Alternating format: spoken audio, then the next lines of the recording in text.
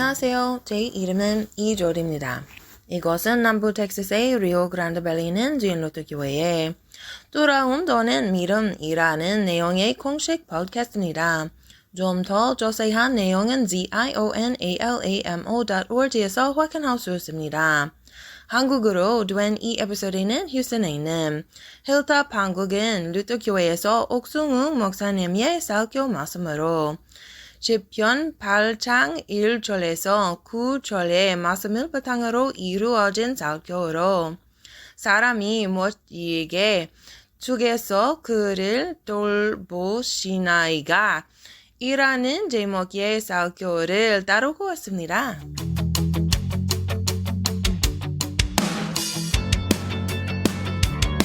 과학이 발달하면 발달할수록 하나님이 창조하신 것에 대한 새로운 발견들이 많이 되고 있습니다. 우리 유명한 나사, 우리 휴스턴 근처에 있는 나사 우주국의 국장의 이름을 딴 우리 제임스 웹이라는 그 망원경이 있습니다. 이건 그 멀리 있는 우주를 탐험하는 그러한 새로운 기술이 들어가 있는데, 이 주황색의 가시 광선부터 근적외선, 그 다음에 그것을 통해서 멀리 있는 거리에 있는 우주를 볼 수 있는, 전에는 알 수 없었던 매각 광년이 있는 멀리 있는 지역도 이 망원경으로 볼 수 있다고 합니다. 그래서 올해 2022년 7월부터 여기에 있는 우주의 아름다운 사진들이 우리에게 전송이 되고 있는 것이죠. 전에는 알 수 없었던 용공자리라는 성운이 있습니다. 하나님의 창조의 아름다움이 얼마나 정말 별, 하늘에 있는 모든 은하수, 모든 우리와는 다른 세계에 있는 것과 같은 그러한 곳에 얼마나 하나님의 통치가 아름다운지를 우리에게 전송하고 있습니다. 이 통계에 보면 나사에 일하는 엔지니어들이나 과학자들의 무려 70% 정도 이상이 예수님을 믿는 신자라고 합니다. 그럴 수밖에 없는 게, 하나님의 창조의 아름다움을 연구하고 바라보게 되었을 때 신앙 가운데 하나님의 그 만드신 창조주를 발견하게 되고 고백할 수밖에 없다라는 것입니다. 지금부터 약 300여 년 전에 그 영국에 있어서 가장 영향력이 있었던, 경제적으로는 조폐공사 국장이었고 또 수학자이시면서 우주에 관련되어 있는 연구를 많이 하셨던 아이작 뉴턴이라는 분이 계십니다. 지금 영국이 여러 가지 상황이 안 좋은 상황 가운데, 우리에게 경제나 과학, 그 다음에 여러 문화 가운데 영향을 끼쳤던 아이작 뉴턴 불러와라, 막 이렇게 말하는 이야기를 국회에서도 이렇게 말하고 그렇게 한다고 합니다. 어쨌든 아이작 뉴턴이라는 분이 과학에 대해서 한 획을 많이 그었죠. 그런데 그가 과학적인 업적을 이루면 이룰수록 사실은 살아계신 하나님을 그 가운데 깨닫게 되고 고백하게 되었다고 합니다. 그래서 그는 경제학 책도 많이 남겼고 과학에 관련되어 있는 책도 많이 남겼지만, 실제적으로 가장 많은 책을 남긴 것은 신학 책들을 가장 많이 남겼습니다. 아이작 뉴턴은 이렇게 말합니다. I believe the more I study science, the more I believe in God. 내가 과학을 연구하면 연구할수록, 무엇을 깨달으면 깨달을수록 내 마음 가운데 하나님이 더욱더 잘 믿어진다라는 것입니다. 특별히 아이작 뉴턴도 망원경을 만들었는데, 전에는 빛이 흰색이라고 당시에 사람들은 믿었다고 합니다. 그런데 그가 광학적으로 그 만든 망원경을 통해서 빛이 빨주노초 파남보, 이 프리즘처럼 나아가는 것을 발견하게 되는 것이죠. 사람들이 이거 어떻게 네가 발명했냐, 대단하다라고 말을 하게 되었을 때, 아이작 뉴턴은 이건 내가 만든 게 아니라 하나님이 하신 것을 내가 보여주는 거다, 이렇게 말을 했다고 합니다. 부인할 수 없는 창조주 하나님, 이 세상에 뛰어난 과학자들도 알면 알수록, 창조에 대해서 알면 알수록 더 하나님을 더 믿게 된다는 것입니다.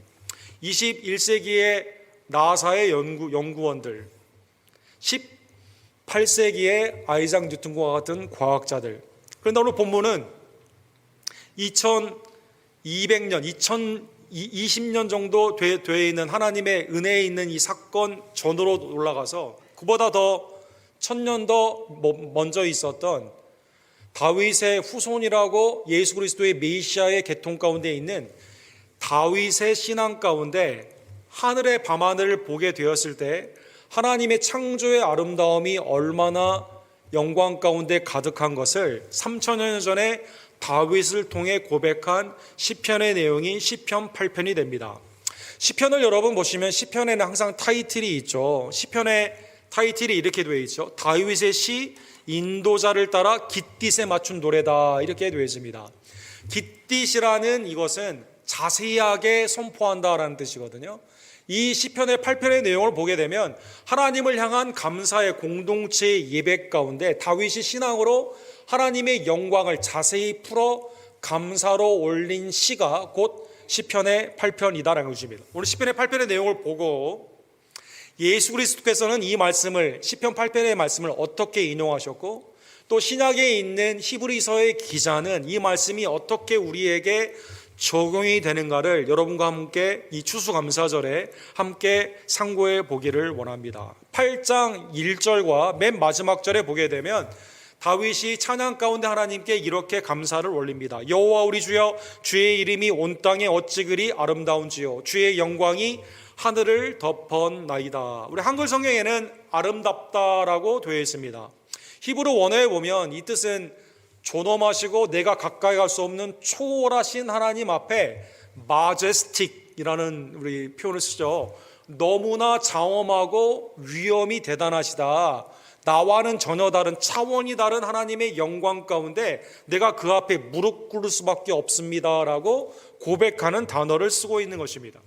사랑하는 성도 여러분, 이 단어는 이 구약에 보게 되면 하나님을 향해 쓴 단어로 사용이 많이 되었습니다. 예를 들어 시편 84편 4절에 보면 하나님은 영화로우시며 존귀하신 분입니다. 시편 94편 4절에 보면 어떠한 세상의 왕도 범접할 수 없는 크신 능력의 하나님이 되십니다. 시편 136편 18절에 보면 하나님의 심판의 역사 가운데 믿는 우리들이 구원의 은혜 가운데 하나님을 영원히 찬미할 수밖에 없는 이유가 됩니다. 이사야 33장 21절에 보면 하나님이 계신 그곳에는 어떠한 죄인도 근접할 수 없는 접근 불가의 위엄의 하나님이시다라는 것입니다. 하나님의 존엄하시고 아름다우시고 이 놀라우신 이 초월의 은혜의 임재가 어디에 있어요? 오늘 본문에 보면 주의 영광이 땅에 하늘에 가득했다라는 것입니다. 땅에 충만하며 하늘에 덮여있는 이 하나님의 은혜를 다윗이 하나님 앞에 감사로 올리게 되는 것이죠. 자, 첫 번째 감사의 이유는 뭘까요? 하나님은 창조주 하나님이십니다. 우리가 살 수 있도록 모든 것을 마련해 주셨습니다. 그런데 모든 피조물이 다 어떻게 하고 있어요? 하나님께 영광을 바라고 있습니다. 어떻게 영광을 바랍니까?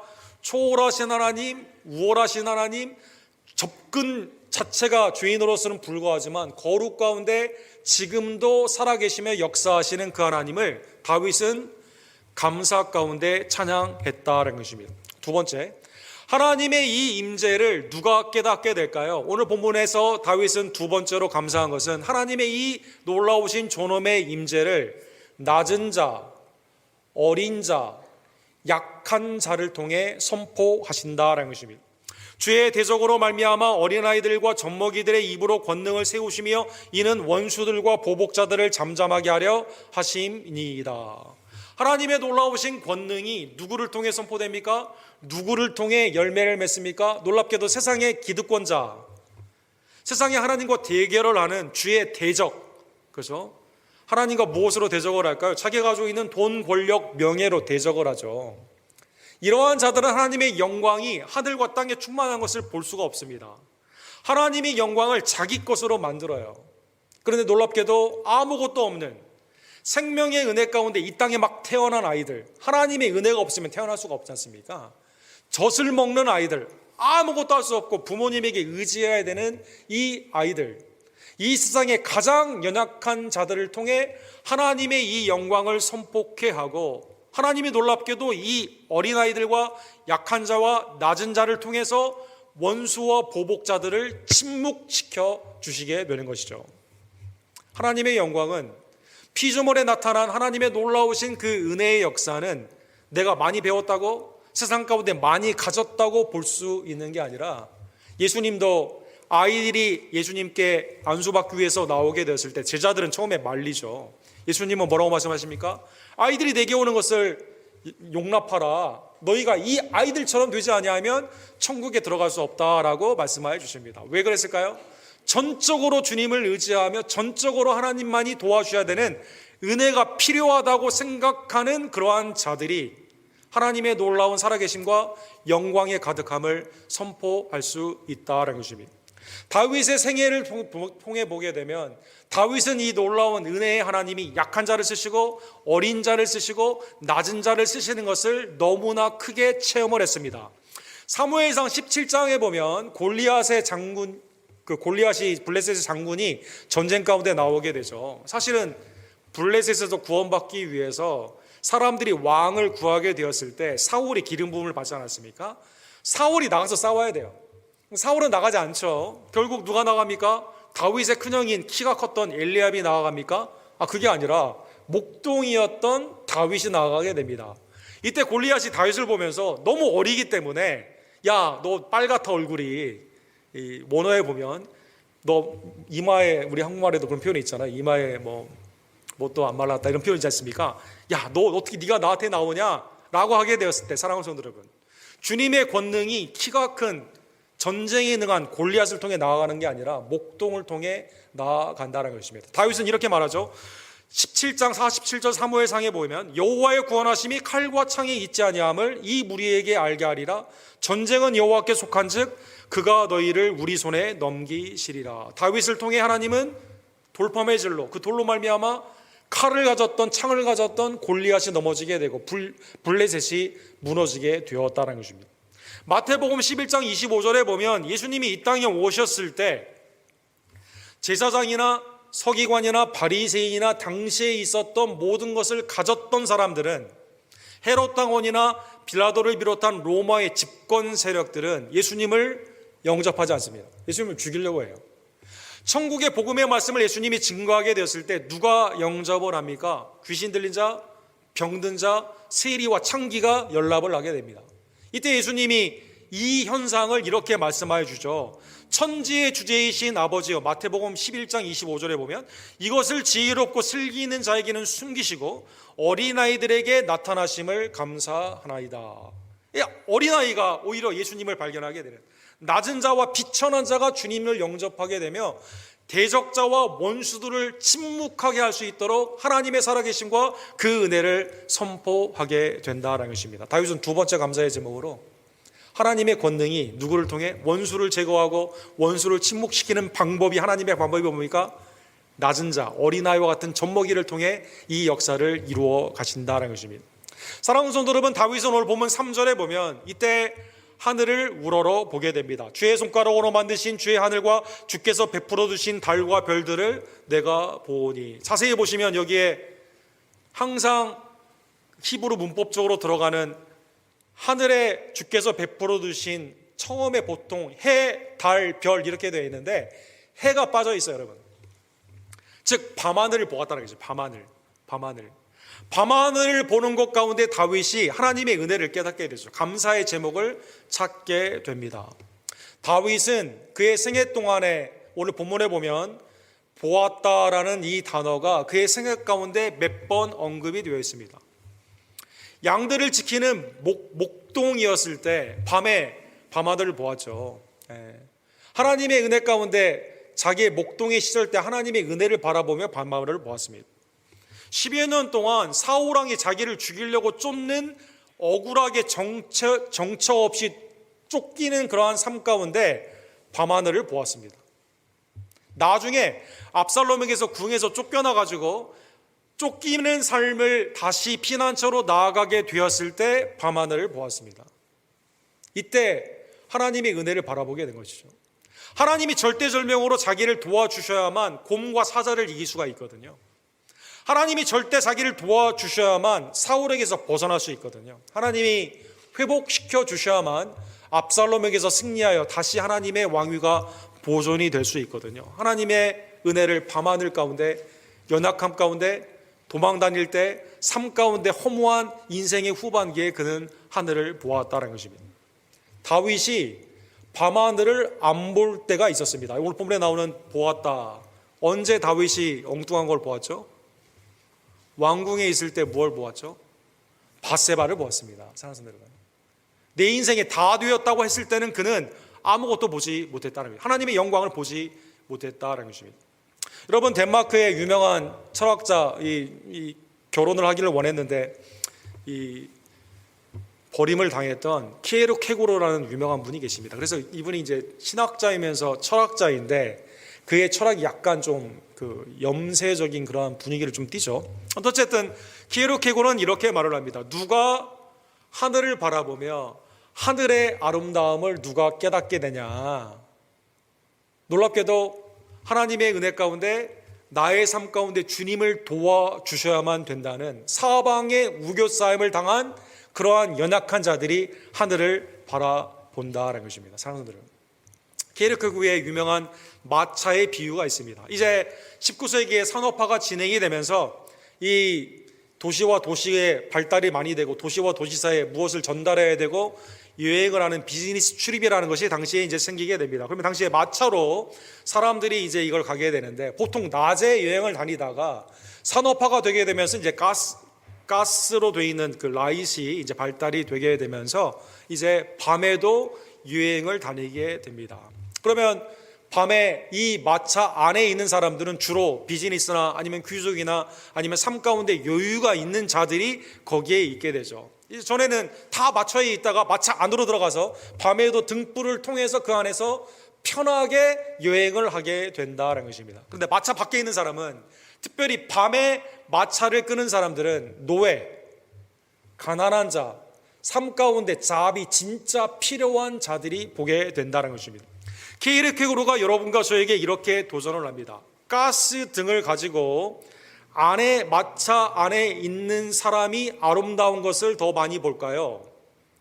아니면 삶이 너무 형편이 어려워서 지금 마차를 밤에 내가 운전해야 되는 마차를 모는 마부가 하늘에 있는 별과 달의 하나님의 영광의 은혜, 그 빛을 통해, 그 길을 통해 나아가야 되는 그 마차가 하나님의 영광을 더 많이 보게 될까요? 기술이나 기득권을 인정하며 그 안에 있는 부자나 아니면 그 안에 있는 귀족이 하나님의 밤하늘의 영광을 보는 것이 아니라 연약함 가운데 길을 인도함을 받아야 돼요. 별자리를 보고 가야 돼요. 매일매일 하나님이 지켜줘야 돼요. 마부가 하나님의 은혜로 그 영광을 경험하게 된다는 것입니다. 사랑하는 여러분, 전기의 발달과 집안에만 있는 실내에서 밤하늘의 영광을 우리가 언제 보게 됩니까? 그러나 편안한 곳을 떠나게 되는 상황 가운데 나의 삶의 절망의 가장 밑에 있는 그 순간에 밤하늘의 하나님의 영광을 발견하게 된다는 것입니다. 다윗이 그래서 오늘 본문에 보면 세 번째로 감사의 찬양을 이렇게 올려드리게 됩니다. 생각해보니 하늘의 밤에 별과 달이 그렇게 아름답고 모든 피조물이 하늘과 땅에서 영광으로 충만하게 되는데, 나도 생각해보니 하나님이 나에게 너무나 큰 은혜를 주셨다는 것입니다. 하나님이 나를 만드셨을 뿐만 아니라 오늘 본문 4절에 보면 나를 생각하여 주시게 됩니다. 하나님이 날 생각하고 계세요, 여러분. 여러분, 연인 관계에서 사랑이 깊어가면 그런 거 물어보잖아요. 얼마나 나를 많이 생각해? 이런 말 많이 하지 않습니까? 또 반대로 내 생각 안 하지? 뭐 이런 말 표현하지 않습니까? 생각. 오늘 본문에 나오는 4절에 나오는 생각. 하나님이 여러분과 저를 바라보시고 관심을 가지신다는 것입니다.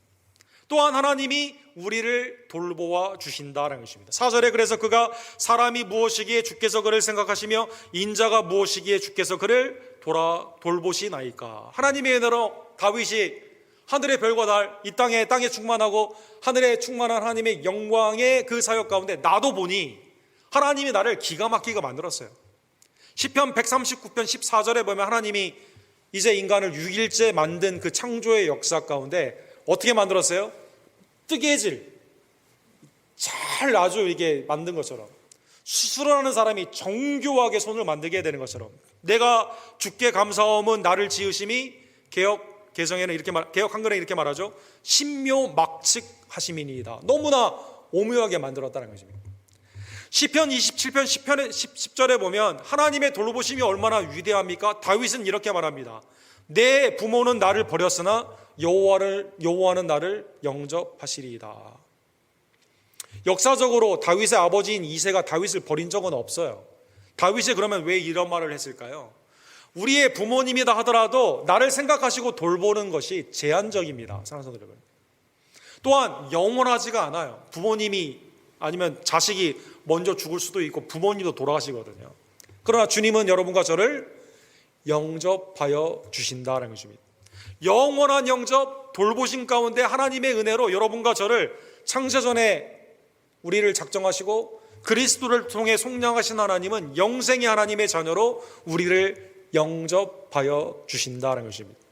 영원한 감사의 제목 다윗이 오늘 본문에 보면 하나님이 나를 생각하시고 나를 돌보아 주신다는 것입니다. 네 번째로 다윗이 그의 삶을 뒤돌아보게 되었을 때 5절에 보면 그를 하나님보다 조금 못하게 하시고 영화와 존귀로 관을 씌우셨나이다. 생각하시고 돌보실 뿐만 아니라 하나님이 다윗을 영화와 존귀로 관을 씌워 주셨습니다. 사랑하는 성도 여러분, 역대상 17장 1절에 보면 목동이었던 다윗이 이제 왕이 되었습니다. 왕궁의 백향목의 궁 안에 있어요. 그가 이렇게 나단 선지자에게 말을 합니다. 나는 백향목 궁에 거주하거늘 여호와의 언약궤는 휘장 아래에 있도다. 아직 성전이 지어지지 않을 그때 하나님은 여전히 나를 목동에서 왕으로 존귀와 영화의 관을 씌워 주셨는데 나는 상승을 했어요. 근데 주님은 여전히 어떻게 합니까? 주님은 그 자리에 계속 사람들의 괄식 가운데 계속 계시다라는 것입니다. 실로에서 하나님의 언약궤가 계속 거기에 있어요. 아직 하나님의 성전으로 만들어지지 않은 삶 가운데 버려져 있습니다. 사랑하는 성도 여러분, 그 놀라운 하나님의 사랑, 주님은 계속 낮아진 상태인데 그 사랑으로 나를 계속 영광과 존귀로 지금 나를 들어 쓰시고 계신다라는 것입니다. 다윗은 목동에서 하나님의 놀라우신 존귀와 영화의 그 관을 함께 쓰게 되는 하나님의 축복으로 그의 인생이 변화되게 되었다는 것입니다. 다섯 번째 마지막으로 6절에서 8절까지 보게 되면 다윗의 찬미는 하나님의 땅과 하늘에 있는 영광의 충만함 가운데 나를 지으시고 나를 생각하시며 나를 돌보실 뿐만 아니라 영광과 존귀의 관을 씌우실 뿐만 아니라 나에게 위임의 통치의 사역을 맡겨 주셨습니다. 6절에서 8절에 보면 주의 손으로 만드신 것을 다스리게 하시고 만물을 그의 발 아래 두셨으니 곧 소와 양과 들짐승이며 공중의 새와 바다의 물고기와 바닷길에 다니는 것입니다. 하나님이 통치를 누구에게 맡겨주셨습니까? 사랑하는 성도 여러분, 창세기 1장에 보면 하나님이 모든 만물을 다 창조하시고 보시기에 선하시며 인간을 만드시고 하나님의 형상과 모양으로 남자와 여자를 만드시고 창세기 1장 28절에 보면 하나님이 그들에게 복을 주시며 하나님이 그들에게 이르시되 생육하고 번성하여 땅에 충만하라 땅을 정복하라 바다의 물고기와 하늘의 새와 땅에 움직이는 모든 생물을 다스리라 하시니라. 하나님이 아담과 하와를 축복하여 주셨죠. 위임의 통치의 은혜가 굉장히 컸죠. 아담이 동물을 불러가지고 이름을 지으면 그게 이름이 됩니다. 하나님의 놀라운 은혜 가운데 에덴에서 경작을 하며 모든 만물이 그 앞에서 하나님의 통치 가운데 아담을 통해 하와를 통해 하나님의 놀라운 역사가 일어나게 된다는 것입니다. 그런데 사랑하는 성도 여러분, 선악과를 따먹은 아담과 하와는 이 통치의 위임을 자기가 그냥 걷어찬 거죠. 땅이 더 이상 협조하지 않죠. 동물이 협조하지 않습니다. 가정이 파괴됩니다. 형제간에 살인이 있게 됩니다. 하나님을 경외하지 않는 인생들이 에덴의 동쪽 멸망의 길로 가게 된다는 것입니다. 그런데 하나님께서는 어떻게 하시죠? 하나님은 언약 가운데 아브라함을 불러주십니다. 모세를 불러주십니다. 사무엘을 통해 언약을 회복시켜 주십니다. 다윗을 통해 하나님의 제사장의 나라로 부르시면서 영광과 존귀의 관을 씌우시고 오늘 본문에 보면 다시 한번 모든 소와 양과 들짐승 발 아래에 있는 모든 만물들을 다스리는 축복을 허락하여 주셨다는 것입니다. 그래서 1절과 9절에 나와 있는 것처럼 여호와 하나님 아버지 주님의 이름이 이 땅 위에 어찌 그리 아름다운지요. 다시 한번 선포하게 되는 것이죠. 자, 이게 오늘 본문의 감사의 제목입니다. 자, 그러면 오늘 아까 말씀드린 것처럼 예수님은 이 말씀을 어떻게 해석하셨고 히브리서의 기자는 이 말씀을 어떻게 해석하여 주셔서 우리가 어떻게 감사하는 자가 되었는지 이렇게 말씀해 주시는데 그것을 한번 생각해 보기를 원합니다. 예수님은 오늘 본문의 말씀을 한번 인용하셨습니다. 언제 인용하셨을까요? 종려 주일에 예루살렘에 들어가시는 예수님을 누가 환영을 할까요? 어린 아이들이 환영을 합니다. 사랑하는 여러분, 호산나 다윗의 자손이 어린 아이들이 환영을 합니다. 누가 반대를 하고 누가 막았을까요? 대제사장, 바리새인, 서기관들, 사두개인들, 헤롯 땅에 있는 사람들, 기득권에 있는 권능자들, 주님의 대적자들은 반대를 냈습니다. 마태복음 21장 9절에 보면 대제사장들과 서기관이 예수께서 하시는 이상한 일과 또 성전에서 소리질러 호산나 다윗의 자손이여 하는 어린이들을 보고 놓아요. 화가 나는 거죠. 예수님이 메시아 하나님 되심을 알면서도, 주님의 기름 부은 자로 구원주로 오심을 알면서도 자기의 돈과 권력과 명예 가운데 주님을 대적하는, 주님을 죽이려고 하는 사람들이 어린아이가 찬양을 하니까 싫어한다는 것입니다. 이때 예수님이 오늘 본문의 시편 8편에 있는 말씀을 인용하여 주십니다. 예수께서 말하되 그들이 하는 말을 듣느냐? 예수께서 이르시되 그렇다, 어린아이와 젖먹이들의 입에서 나오는 찬미를 온전하게 하셨나이다 함을 너희가 읽어본 일이 없느냐. 다윗이 하나님의 권능을 찬양하는 어린아이들, 연약한 자, 비천한 자의 그 찬양으로 하나님이 주의 대적자들을 잠잠하게 하는 그 사건이, 다윗은 하나님의 영감으로 창조주 하나님을 향해 그렇게 찬미를 하는 사건으로 보지 않았습니까? 블레셋에서 자기를 구원하시는 골리앗을 이긴 그 구원의 사건으로 보지 않았습니까?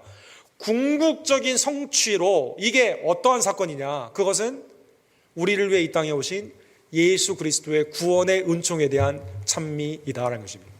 사랑하는 여러분, 시편 8편에 있는 말씀이 그리스도를 통해 성취가 되게 된 것입니다.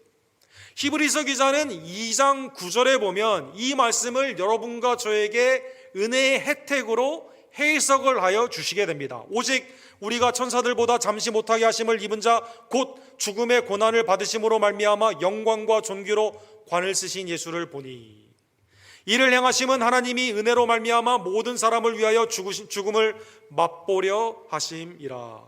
시편 8편의 4절과 5절의 말씀을 히브리서 기자가 인용을 하고 있습니다. 다윗은 하나님보다 못하게 잠시 이 땅에 살아가는 동안 하나님의 은혜 가운데 살아가는 그 모습을 시편 8편 4편에서 그렇게 표현했잖아요. 그런데 그 천사들보다 하나님보다 조금 못하게 이 땅에서 고난받으신 분이 누구냐? 그로 말미암아 영광과 존귀로 우리에게 은혜를 베푸시는 분이 누구냐? 다윗은 개인적으로 목동에서 왕이 되는 존귀와 영화를 개인적인 경험으로 말을 했는데, 확대된 하나님의 영감의 말씀으로 이게 누구를 통해? 천사보다 하나님의 아들이시지만 인간과 똑같이 성육신으로 오신 예수 그리스도가 왜 오신 거예요? 죽음의 고난을 통해 여러분과 저를 구원하고자 오시게 되었는데, 하나님이 그를 존귀와 영광의 관을 씌우시고 여러분과 저에게 그를 통해 구원을 허락하여 주셨다는 것입니다. 시편 8편 4절과 5절은 사람, 인자, 그라고 되어 있습니다. 여기에 그가 도대체 누구냐? 그분은 바로 예수 그리스도라는 것입니다. 그리스도 안에서 사랑하는 성도 여러분, 여러분과 제가 주님의 은혜의 아름다운 십자가와 부활의 그 은혜의 결과로 말미암아 오늘 본문에 있는 그 말씀이 여러분과 저에게 그대로 적용이 되죠. 어떻게 적용이 됩니까? 우리도 똑같이 다윗과 함께 하나님의 영광을 온 땅 위에서 발견하게 됩니다. 창조주 되신 하나님, 더 나아가 구원주 되신 예수 그리스도로 말미암아, 야, 하나님이 나를 기억하시고 나를 생각하시고 나를 돌보시는구나 깨닫게 되는 거죠.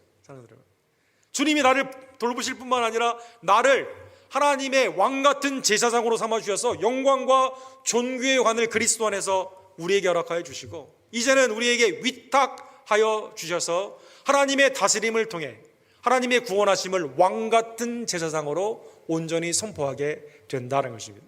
에베소서 2장 5절에 보면 허물로 죽은 우리를 그리스도와 함께 살리셨고 너희는 은혜로 구원을 받은 것이라. 그 다음에 이렇게 되어 있죠. 또 함께 일으키사 그리스도 예수 안에서 함께 하늘에 앉히시니, 이렇게 되어 있습니다. 우리의 구원이 죄사함의 십자가의 은혜 가운데 예수 그리스도의 부활로 말미암아 우리도 영생의 부활 가운데 더 나아가 우리는 어떻게 됩니까? 주님과 함께 앉아 있는다니까요. 사랑하는 여러분, 계시록 22장 5절에 보면 그걸 뭐라고 말합니까? 주님과 함께 영원토록 왕노릇하리라 이렇게 되어 있습니다.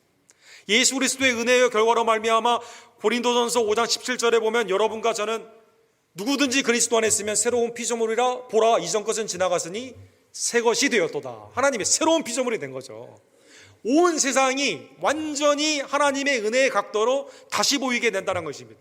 주의 영광이 가득 차 있는 것을 발견한다는 것입니다. 로마서 8장 30절에 보면 또 미리 정하신 그들을 또한 부르시고 부르신 그들을 또한 의롭다 하시고 의롭다 하신 그들을 또한 영화롭게 하셨느니라. 주님이 여러분과 저를 영화롭게 하여 주신다는 것입니다. 주님이 다시 오시는 그날 우리의 몸이 하나님의 은혜 안에서 썩지 아니하고 신령하며 영광스러운 몸으로 부활하며 하나님의 은혜의 잔치에 참여하게 된다는 것입니다. 베드로전서 2장 9절에 보면 여러분과 저의 부르심은 그러한 의미에서 위탁이 어떻게 나아갑니까? 너희는 택한 족속이요 왕같은 제사장이요 거룩한 나라요 그의 소유된 백성이니 어두운 데서 너희를 불러내어 그의 기이한 빛에 들어가게 하신 이의 아름다운 덕을 선포하게 하려 하심이라. 여러분과 제가 빛으로 어두움에서 구원을 받았는데 이제는 왕같은 제사장으로 주님의 위임의 통치에 우리가 함께 하게 된다는 것입니다. 사랑하는 성도 여러분, 오늘 추수감사절을 맞이하여 다윗의 신앙의 감사의 제목이 그리스도 안에서 우리에게 그대로 성취되었음을 다시 한번 깨달으며, 그래서 믿는 여러분과 제가 하늘을 바라보며 하나님의 영광을 깨닫게 되고, 소와 양, 이 땅에 있는 것들, 여러분 어린아이처럼, 우리 어린아이들은 흙만 만져도 재밌어 하잖아요. 이 식물만 봐도 재밌어 하지 않습니까? 주님은 여러분과 저에게 그 공중나는 새를 보라고 하지 않습니까? 사랑하는 성도 여러분, 여러분과 저에게 들에 있는 백합화를 보라고 하지 않습니까? 내일 아궁이에 들어가는 들풀을 보라고 하지 않습니까? 하나님께서 먹이시고 입히시거늘 하물며 너희일까 보냐. 믿음이 적은 자들아 먼저 그의 나라와義를 구하라. 사랑하는 여러분, 땅에 있는 여러분과 제가 하늘을 바라보며 하나님이 내게 주신 복된 은혜, 나를 생각하시며 나를 돌보시며 그리스도 안에서 위탁하시고 지금도 역사하시는 하나님의 은혜 안에서 추수감사절에 하나의 절기로 머무는 것이 아니라 언제나 주님 앞에 이 영원한 감사의 제목으로 감사하는 주의 종들 되기를 간절히 원합니다. 여러분, 추수감사절은 뭐 잘 아시는 것처럼 메이플라워를 타고 102명의 성도들이 이제 그 영국의 국교 타락된 교회를 떠나 신앙을 지키기 위해서 피난처로 이제 미국에 온 그 사건이죠. 그래서 여러분, 그 첫 번째 해 혹독한 겨울을 통해서 53명만 겨우 살아남게 되면서, 그러나 하나님 앞에 그래도 우리에게 주신 추수에 옥수수가 좀 있고 사람들이 잘 먹지 않는 터키 그게 있었고, 또 그 당시에는 우리 동부의 지역의 인디안들은 랍스터를 안 먹었다고 합니다. 랍스터. 그래서 가난한 자리 먹는 게 당시에는 랍스터였다고 합니다. 그래서 랍스터를 이렇게 먹고, 주님 앞에 영광을 돌린 추수감사절입니다.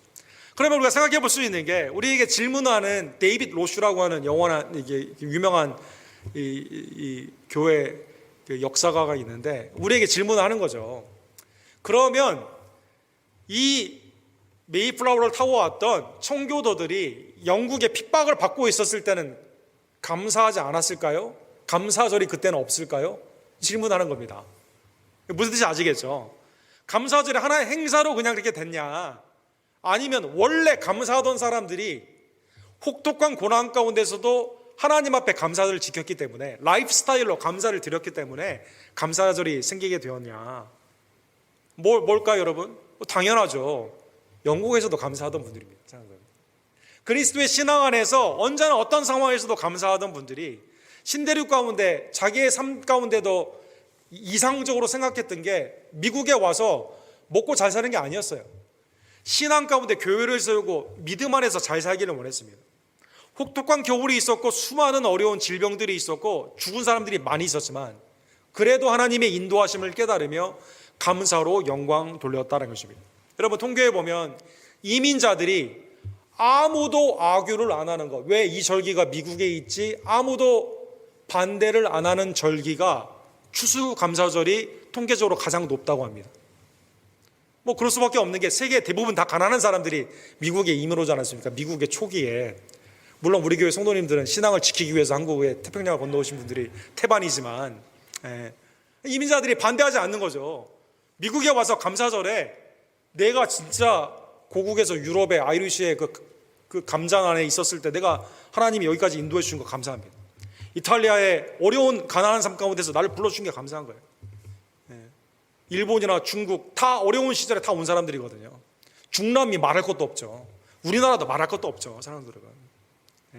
그러나 내가 뒤를 돌아보게 깨닫게 되는 감사 가운데 이 감사를 잊을 때가 얼마나 많이 있습니다. 오늘 본문의 말씀을 다시 한번 깨달으며 다윗처럼 하나님이 나를 생각하시고 돌보시는 이 사건이 그리스도의 구속의 은혜로 받았음을 다시 한번 깨달으며 청교도의 신앙의 감사의 찬양 시편 79편 13절에 있는 찬양이 우리의 찬양의 적용이 되기를 원합니다. 우리는 주의 백성이요 주의 목장의 양이니 우리는 영원히 주께 감사하며 주의 영예를 대대에 전하리이다. 아까 마제스티 주의 영광이 얼마나 아름다운지요 영예를 대대에 증거하는 감사가 때때로 있는 행사가 아니라 언제나 하나님 앞에 라이프 스타일로 매일의 삶 가운데 웨이 오브 라이프로 주님 앞에 감사의 삶을 사는 주의 종들 되기를 간절히 원합니다.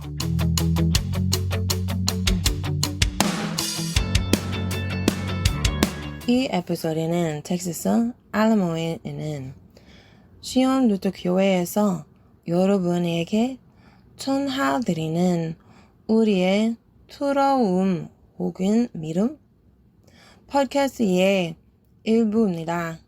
감사하게도 옥 목사님의 설교를 접할 수 있게 해주셔서 감사합니다. 옥 목사님 이메일 sung@gmail.com으로 연락이 올 수도 있습니다. 경청해 주셔서 감사드리며 조금함과 두려움이 아닌 인내와 믿음을 통해서만 하느님의 도움으로 인생의 문제를 효과적으로 다룰 수 있는 용감과 용기를 접으시길 바랍니다. 이메일은 fearorfaithpodcast@gmail.com으로 연락하시면 됩니다. 다음 시간 같이 신의 가호가 있기를 바랍니다.